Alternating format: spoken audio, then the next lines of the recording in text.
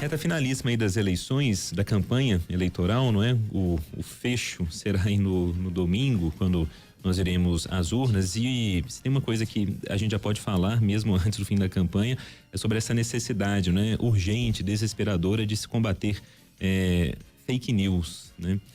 O Instituto Palavra Aberta desenvolveu um programa especial chamado Fake Tô Fora, que busca conscientizar, sobretudo os jovens, né? Essa nova geração que tá chegando até no consumo digital, já tá aí há muito tempo, né? Mas serão os próximos eleitores, não é? Que serão com perdão aí do chavão, o Brasil do futuro, né? O Brasil do amanhã. A gente conversa aqui agora, ao vivo, por imagens, para quem nos acompanha lá na nossa live no YouTube, com a Patrícia Blanco. Ela é representante do Palavra Aberta, integrante da Comissão Permanente de Liberdade de Expressão do Conselho Nacional de Direitos Humanos. Olá, Patrícia, deixa eu só colocar o seu canal aqui, senão vai ficar um pouco complicado. Vamos lá, acho que agora sim. Ei, Patrícia, você nos ouve? Bom dia. Ouço sim, bom dia, é um prazer estar aqui falando com vocês e com seus ouvintes, principalmente no momento tão importante que é esse momento do voto, né, o exercício maior da cidadania. Pois é, Patrícia, desde o início da campanha eleitoral, sobretudo o Tribunal Superior Eleitoral, até as campanhas também, não é, guardadas as devidas proporções, já se mostravam muito receosas com relação a fake news, e eu acho que os piores receios de todos se confirmaram, sobretudo no segundo turno, né, que começou uma avalanche de desinformação lado a lado, né? Coisas passando por satanismo, canibalismo, pedofilia. A gente viu de tudo nesse segundo turno, assim, impressionante o grau de desinformação, né, que a gente vem enfrentando aqui no país. Colocada essa situação, que balanço você faz com relação à campanha mesmo e próximos desafios, pensando nas próximas campanhas, né? Porque parece que essa máquina de desinformação, ela está sempre um passo à frente de qualquer iniciativa, né? Que a gente busca para tentar contornar e informar bem o eleitor, né? Exatamente, o que a gente viu, né? Principalmente agora no segundo turno, né? O primeiro turno parecia que a gente estava em temperatura normal, onde a desinformação, sim, ela estava acontecendo, mas era uma informação já de assuntos, né, sobre assuntos que já vinham sendo feitos ao longo desde o começo do ano, por exemplo, com a questão do funcionamento ou não das urnas eletrônicas, será que as urnas são confiáveis ou não, mas coisas assim que eles tinham já estava um pouco mais dimensionado. Com a chegada do segundo turno, imediatamente depois do resultado ser oficializado, o que a gente viu foi realmente uma avalanche, mais do que uma avalanche, acho que um tsunami de desinformação. E aí, uma desinformação com formatos distintos, né? A gente fala muito que a desinformação tem muitas nuances. Entre o verdadeiro e o falso, a gente brinca que tem 50 tons de cinza.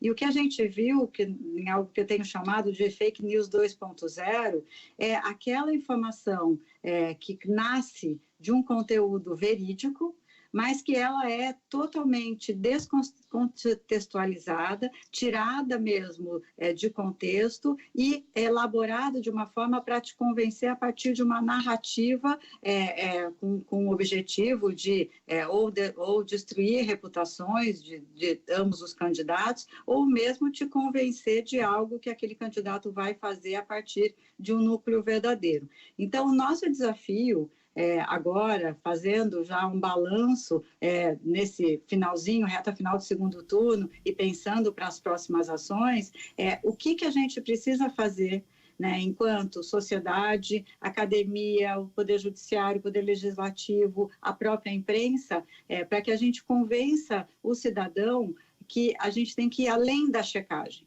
né?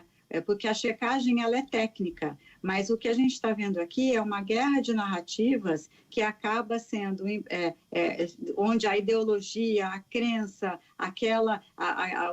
aquilo que o eleitor quer acreditar vem primeiro antes do fato, da verdade e da verdade factual. Patrícia, quem fala é Murilo, bom dia. A minha pergunta é no sentido em relação às medidas mesmo que a gente tem que adotar, porque Queria que você analisasse um pouco a questão da justiça eleitoral. Muito se criticou nessa reta final da campanha, parte aí da população criticou a justiça eleitoral por ter, vamos dizer, censurado, foi usado o termo censura, quando se propôs a combater de forma mais veemente as fake news.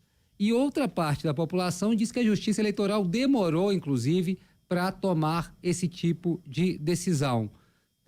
Me pareceu até um pouco injusto, jogando toda essa carga para a justiça eleitoral. Eu queria saber aonde que outros países, como a legislação trabalha essa questão da fake news, se há legislações mais avançadas sobre isso em outros países, e qual é esse caminho legal que a gente deve tomar a partir das próximas eleições. Ótima pergunta, Murilo, obrigada. A gente vive hoje um dilema onde a gente tem que balancear o direito à liberdade de expressão e o ataque a reputações, a honra, que podem destruir vidas, inclusive. A gente viu isso acontecer na época da pandemia, quando conteúdos desinformativos acabavam chegando, né, e criando até dúvidas em relação ao uso, por exemplo, o uso de máscara ou de tratamentos precoces e assim por diante. No processo eleitoral, o risco é da gente impactar a democracia, quer dizer, a sociedade, então, como um todo, nesse direito difuso que é a democracia e os princípios democráticos. A atuação da justiça eleitoral, ela tem que ser balanceada, porque ela não pode ser tão forte na medida em que restringe a liberdade de expressão e tão leve na medida em que deixa, né, com que a desinformação afete o processo eleitoral. É uma dificuldade imensa, porque a linha entre o que é liberdade de expressão e o que deixa de ser liberdade de expressão é muito tênue. Então, a gente precisa sempre dosar mesmo o remédio para que a gente não acabe dando uma dose acima, né, do necessário. É um desafio imenso, mas eu queria trazer aqui 3 pontos que, desde 2018, o próprio Tribunal Eleitoral, do TSE, vem trabalhando. E a gente não pode tirar isso da nossa frente e lembrar o que aconteceu. Em 2018, a gente teve um impacto enorme. Eram as primeiras eleições onde as fake news vieram, né, de uma forma muito forte. E de 2018 para frente, o TSE criou programas de enfrentamento à desinformação, chamou a sociedade civil, chamou a academia, chamou as plataformas para firmarem termos de cooperação, chamou os partidos políticos também e a própria imprensa para auxiliar nessa grande tarefa que é combater a desinformação. Não há, hoje, em nenhum país, referência em relação a uma legislação que seja utilizada como uma bala de prata para combater a desinformação. O combate se dará a partir de 3 eixos. O primeiro eixo é o eixo da prevenção, que é exatamente o que o TSE buscou fazer com os planos de enfrentamento, chamando todos esses agentes para buscar medidas que prevenissem até a própria corte contra discursos fraudulentos. Por exemplo, no caso da urna eletrônica, no caso da fraude no sistema eleitoral brasileiro. Então, houve um projeto muito intenso de prevenção com relação àquelas, quais são as 10 fake news que vão circular no período eleitoral. Então, foi listado, foi feito um levantamento junto com agências de checagem, junto com o monitoramento das redes, para levantar quais eram esses principais temas. O segundo eixo é o eixo da educação, porque a gente precisa envolver a sociedade no combate à desinformação, informando, educando esse cidadão que passa, né, e que passou a partir do advento da tecnologia e das redes sociais a ter poder de publicação.